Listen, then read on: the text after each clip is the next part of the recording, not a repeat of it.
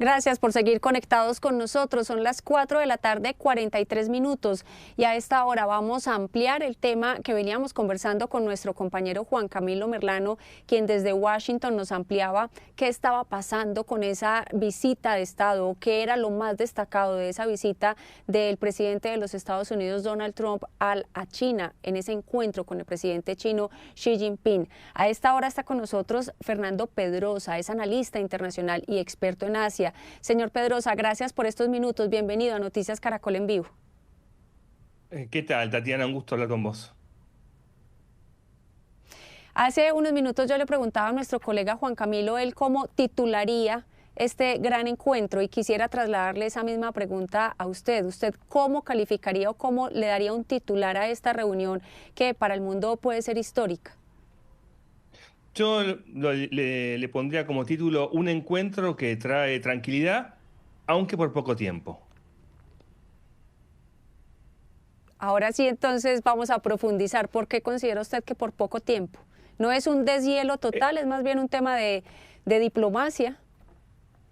Es un tema de coyuntura. Ambos países tienen un enfrentamiento estructural que no pueden resolver en una negociación.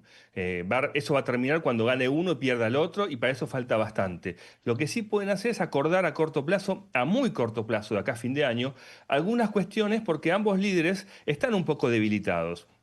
En el caso de Trump, porque tiene elecciones en noviembre, tiene que terminar la guerra, tiene que tratar de mostrar que es un gran líder, que ha conseguido el mercado chino para los productos norteamericanos. Y finalmente, para Xi Jinping, que también está en crisis económica y que también tiene problemas internos, una muestra también de su poder es que el presidente Trump ha ido a su casa, lo fue a visitar con un grupo de empresarios muy importantes, y en ese sentido ambos se consolidan en la imagen, por lo menos hacia sus propios países, como líderes internacionales indiscutidos.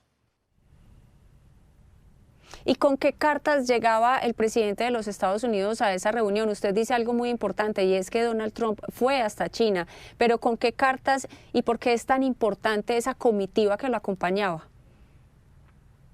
Bueno, digamos que Trump pudo elegir con quién ir. Pudo ir con militares, con el gabinete, con legisladores. Eligió ir con empresarios, con los más importantes del mundo. Es también un mensaje. Estados Unidos no es solo la guerra, es la innovación, la inteligencia artificial, es la potencia económica. Y sé que China me necesita. Entonces vengo con toda esta gente también como una demostración de fuerza hacia China, ¿no? Entonces me parece que es importante ese mensaje que le da. Acá hay que recordar algo, Tatiana. En el enfrentamiento histórico de la Guerra Fría con la Unión Soviética, Estados Unidos y la Unión Soviética eran países, uno comunista y otro capitalista. Acá son los dos países capitalistas. O sea que la cuestión de los negocios, que no estaba con la Unión Soviética, hoy es una herramienta donde pueden distender las relaciones, donde además de pelearse, tener desacuerdos por Taiwán, sí pueden hacer negocios en un montón de otros rubros, y yo creo que ambos presidentes necesitan a corto plazo dejar de pelearse por un tiempito, recomponerse y hacer muchos negocios. Y hay otros países que también de alguna manera los necesitan a ellos con esas cartas sobre la mesa y por lo menos con esos acercamientos, así sea para temas comerciales. ¿Cómo afecta a países, por ejemplo, como Colombia, que haya una buena o una mala relación entre esos dos gigantes en el mundo?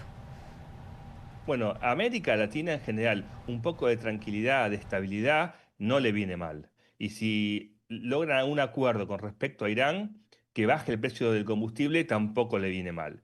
Después, cada país tiene sus gobiernos, ¿no? Efectivamente, el presidente Trump no va a mejorar su relación con el presidente Petro, y sí la va a mantener bien con Milei. Pero en términos generales, más allá de lo que sea la política puntual, a Latinoamérica, al mundo en general le conviene un mundo más tranquilo, sin conflicto, donde las variables económicas estén tranquilas y no tengan que estar todo el tiempo viendo si eligen a mamá o eligen a papá, ¿no? Si eligen a Estados Unidos, si eligen a China, y que cada elección siempre tiene una consecuencia. Y en términos de geopolítica y seguridad, señor Pedrosa, ¿cuáles son esos puntos más álgidos? Usted ya mencionaba Taiwán. ¿Qué pasa, por ejemplo, con este momento, la crisis con Irán o con Ucrania y la relación con Rusia y el presidente Putin? Bueno, yo diría que los dos problemas que vos mencionaste, Taiwán e Irán, son los de la agenda principal. Taiwán es un problema estructural, no se puede arreglar en una negociación, es imposible. En cambio, Irán sí, es un problema que es grave, pero es coyuntural. se va a resolver. Ahora Trump vuelve a Estados Unidos y tiene que tomar una decisión. Si Xi Jinping le garantizó que va a presionar al régimen y va a desescalar el conflicto de Hormuz, bueno, Trump entonces va a tener que firmar algún acuerdo coyuntural también con Irán y listo. Ahora, si Xi Jinping no le va a dar ninguna ayuda, Estados Unidos va a tener que tomar una medida más drástica con Irán. O sea que lo que se habló en esta cumbre de Tatiana lo vamos a ver en las próximas semanas. Porque además no solo se habló de eso, una cumbre es el final de un montón de negociaciones, de un montón de acuerdos y desacuerdos. Y esto lo vamos a ir viendo a lo largo del año. Es muy importante para que la audiencia tenga en cuenta para Trump las elecciones de noviembre. Hay elecciones trascendentes en Estados Unidos, se juegan las dos cámaras. Si Trump pierde ambas cámaras, y las encuestas hoy son bastante malas, podría tener riesgo de un impeachment, o sea, un juicio político. Entonces, para Trump es muy importante también entrar en un acuerdo de mayor pacificación, de intentar volcarse un poco a la economía del país, bajar la inflación, bajar el precio del combustible, porque si no se la va a pasar muy mal en unos meses.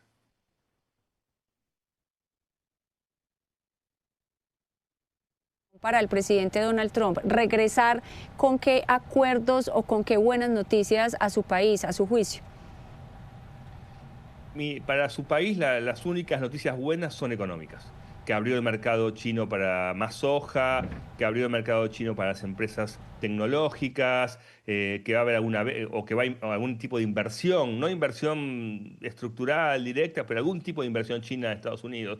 Esas son las únicas noticias que hoy son buenas para el electorado norteamericano. Te recuerdo que las encuestas marcan mucho descontento entre los ciudadanos norteamericanos en el tema económico y con el tema de Irán. ¿Tiene Donald Trump algo de tiempo? Tiene. Es un líder, es una persona muy importante, siempre tiene un conejo en la galera, como se dice habitualmente. Entonces me parece que para eso Trump necesita recomponer un poco su frente interno y tener algunos meses de paz y tranquilidad.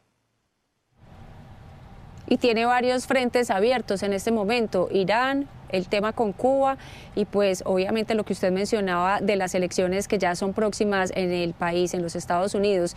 Y a su vez le quisiera preguntar cuáles pueden ser los triunfos para el presidente chino después de que terminen todas estas reuniones mañana.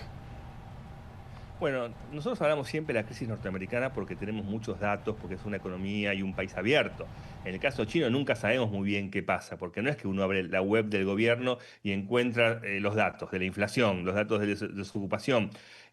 Lo que sí sabemos es que China redujo su expectativa de crecimiento este año, que enfrenta una crisis demográfica muy importante, que ha hecho grandes purgas en el ejército y en el partido, con lo cual el liderazgo de Xi Jinping también estaría teniendo problemas, que hay una baja muy radical del consumo entre los ciudadanos chinos, que hay problemas con la cuestión inmobiliaria. Entonces China también necesita de algún modo recomponer su economía y esto también es un mensaje de Xi Jinping a su gente. Soy un líder respetado y además Estados Unidos está dispuesto a dejar de vender armas a Taiwán y a aceptar lo que yo digo de Taiwán, que es por lo menos lo que parece que se habló a corto plazo, ¿no? Como te digo, el tema de Taiwán no tiene arreglo con las palabras. Pero Xi Jinping va a reforzar un poco su poder político interno y va a intentar, bajando algunos aranceles, va a intentar, tratando de que la guerra con Irán de Estados Unidos no le afecte tanto en el consumo del petróleo, ver si puede recomponer también su economía.